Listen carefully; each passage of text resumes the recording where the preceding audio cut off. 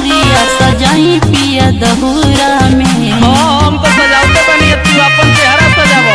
तो ऐसी तरीका के दी तैयार तल फल फल हरिया सजाई पिया दहुरा में। अरे दादा हो चलो ना काले कइले बाड़ू। लागता कि अरघ के बेरा बीतैबू मेकअप लगावही के फेरा में।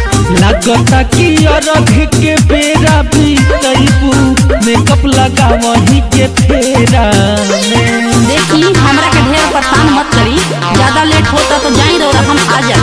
अच्छा तू आ जाए बुआई बबुआ के धरी हो। सबके हम ही ठिका ले ले बानी, अब संभारी रहो रे हमरा से ना सही। अरे दादा हो हम तो परेशान हो गइल बानी एकरा से। अरे का है कुलसन भैया, ढेर तू ना मतलब आ जा, चलो जल्दी हाथ पे। कर्म परेशान देबो कि ना जल्दी यहां से। उठहूं के परेशान बनी रौरा। हां तो परेशान ना होई। देवरू के माथा पर उठा दही दौरा। सुनी कि दौरा उठा के देवरू के माथा पर धरी। हां हम भोरही से इहे सुनतानी हो, तू तो करो तारू ढेर मनमानी हो। घटिया पर सबके यार गदियाई पिया एक बेहरा में। घटिया पर सबके यार गदियाई पिया एक बेहरा में। रउआ तो झूठो के पसंद रहेला। लागता कि अरघ के बेरा बीतैबू मेकअप लगावही के फेरा में।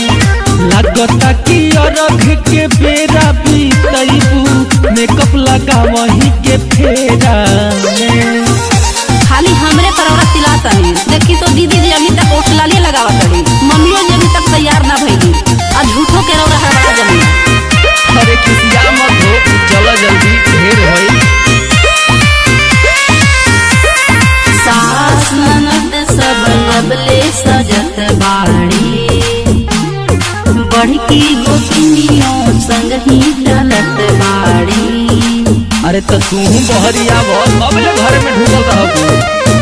चल सब केहू घर से निकाले, अरघ देवे खाती घटिया पचले।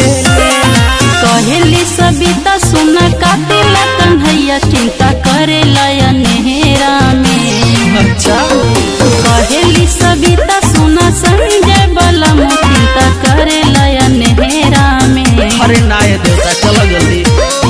लागता कि अरघ के बेरा बीतैबू मेकअप लगावही के फेरा में। लागता कि अरघ के बेरा बीतैबू मेकअप लगावही के फेरा